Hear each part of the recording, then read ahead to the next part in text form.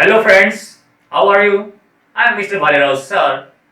I welcome you from my bottom of my heart. Friends, you want something new, something interesting. So that is why today we are going to learn a beautiful story, that is the story of necklace.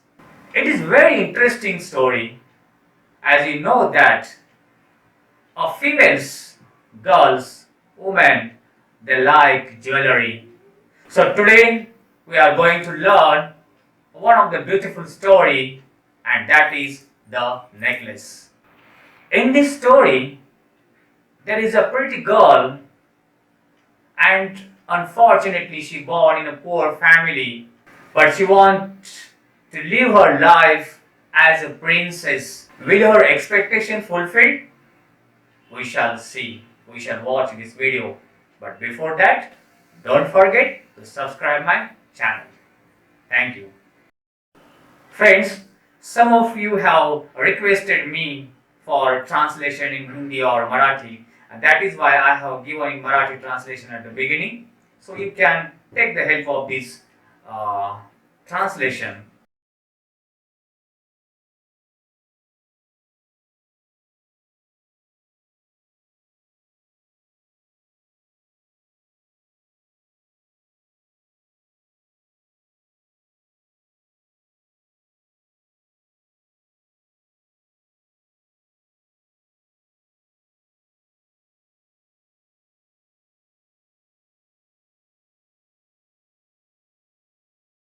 Mathilde was a pretty and charming girl.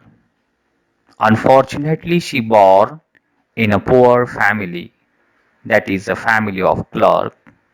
So, she let herself be married to a lower scale official at the Ministry of Education. She dressed plainly because she had never been able to afford anything better. She suffered endlessly, feeling she was entitled to all the luxuries of life. She suffered because of her shabby, poorly furnished house. She dreamed of a grand palatial mansion with vast rooms and attractive smaller rooms, perfumed for afternoon chats with close friends. Yet she had no rich dresses, no jewels, nothing. She wanted so much to charm, to be envied, to be sought after. She had a rich friend, a former schoolmate at the convent, whom she avoided visiting because afterwards she would weep with regret, despair, and misery.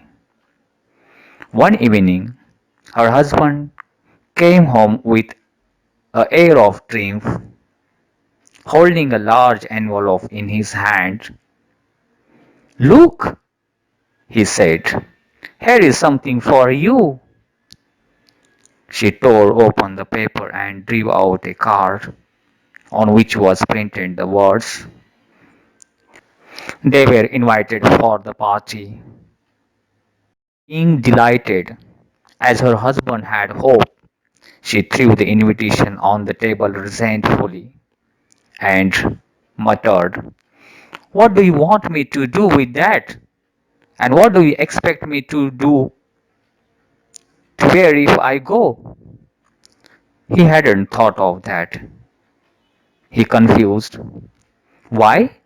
The dress you go to theatre in, it seems very nice to me." He stopped, shocked, distressed to see his wife crying. He spoke.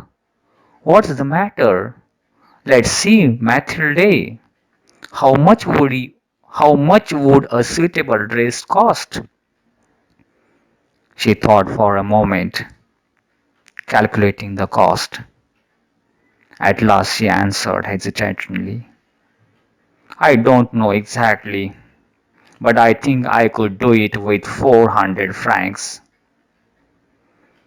He turned a little pale because he had been saving that exact amount to buy a gun for a hunting summer.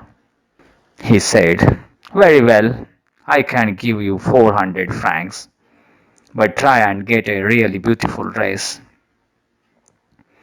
The day of party drew near, and Madame Loisel seemed sad, restless, anxious, though her dress was ready. One evening, her husband said to her, "What's the matter? You have been acting strange these last 3 days." She replied, "I am upset that I have no jewels, not a single stone to wear. I would rather not go to the party." The next day she went to her friend's house and told her of her discomfort. Madame Forestier went to her mirror wardrobe, took out a large box, brought it back, opened it, and said to Madame Loisel, "Choose, my dear." Suddenly she discovered in a black satin box a superb diamond necklace, and her heart began to beat with uncontrolled desire. She threw her arms around her friend's neck rapturously, then fled with her treasure. The day of the party arrived. Madame Loisel was a success.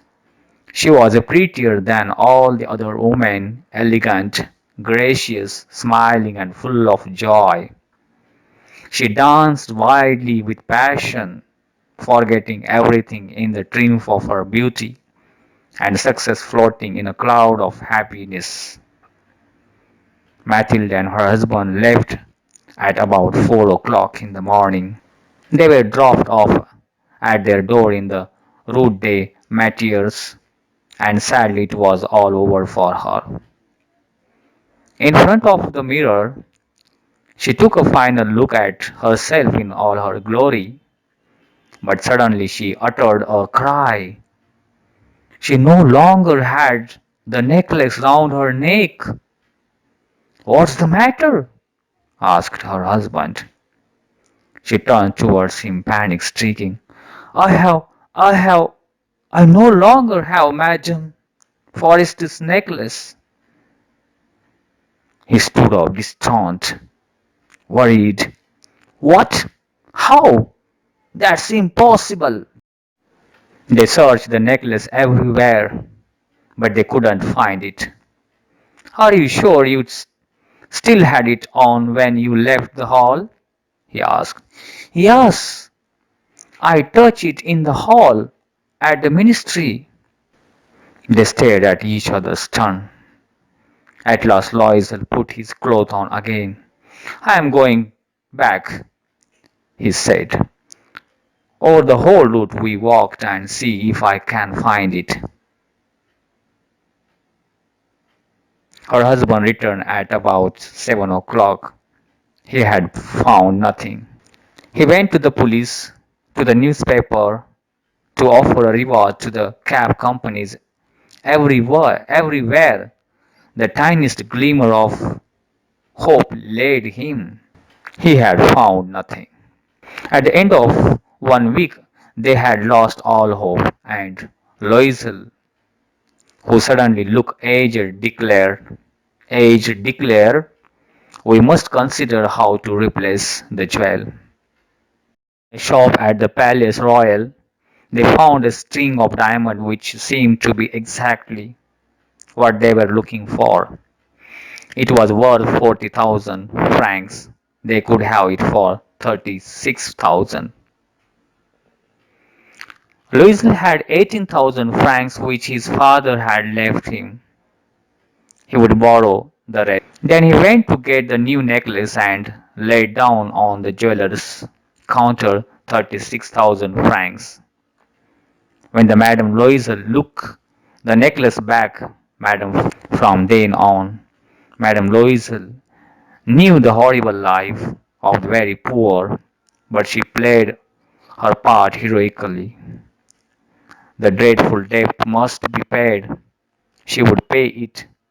They dismissed their maid. They changed the lodging. They returned. They rented a garret under the roof. She came to know the drudgery of housework, the odious, the labor of the kitchen. She washed the dishes, the dirty line. She carried the garbage down the street every morning and carried up the water, stopping at each lodging to catch her breath and dress like a commoner.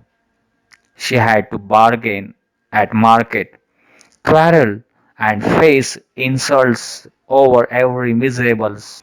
And this life lasted 10 years. At the end of 10 years, they had paid off everything, even the interest. Madame Louise is looking old now. Often she brooded over the past. What would happen if she had not lost the necklace? How strange life is! How fickle! How little is needed for one to ruin or saved! One Sunday, as she was walking in the campus ILIC, suddenly she saw Madame Forestier, still young, still beautiful, still charming. Madame Louise felt emotional. Should she speak to her? Yes, of course. And now that she had paid, she would tell her all. Why not? She went up to her. Good morning, Jenny. The, the other astonished to be addressed so familiarly by this common woman, did not recognize her. She stammered, but madam, I don't know. You must have made a mistake. No, I am Mathilde Loisel. Her friend uttered a cry. Oh, my poor Mathilde, how you have changed! Yes, I have had some hard times since I last saw you, and many miseries, and all because of you. Me? How can that be? You remember that diamond necklace that you lent me to wear to the ministry party? Yes, well, I lost it. What do you mean? You brought it back? I brought you back another exactly like it, and it has taken us 10 years to pay for it. It wasn't easy for us. We had very little, but at last it is over and I'm very glad. Madame Forrester was stunned, shocked. You say that you bought a diamond necklace to replace mine? Yes. You didn't notice then? They were very similar. And she smiled with proud and innocent pleasure. Madame Forrester, deeply moved, took both her hands. Oh, my poor Mathilde! Mine was an imitation, fake. It was worth just 500 francs at most. I am sure you might have liked this video. If you like it, please share, and if you have any suggestion, please write in comment box. And next video you can watch about its workshop, English workshop. Have a good day. Thank you.